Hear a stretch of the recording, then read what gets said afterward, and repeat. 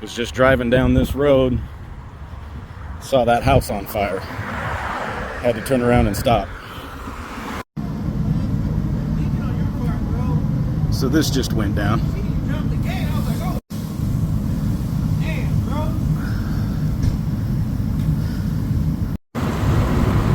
And that's the door I kicked in to make sure nobody was inside. It's the HVAC guy in me that can only see that.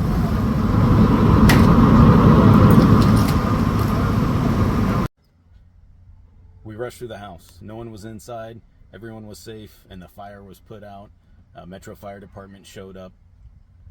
As a side note, as you near 40 and you kick in a door, you start to feel a new spot on your hip you didn't know existed.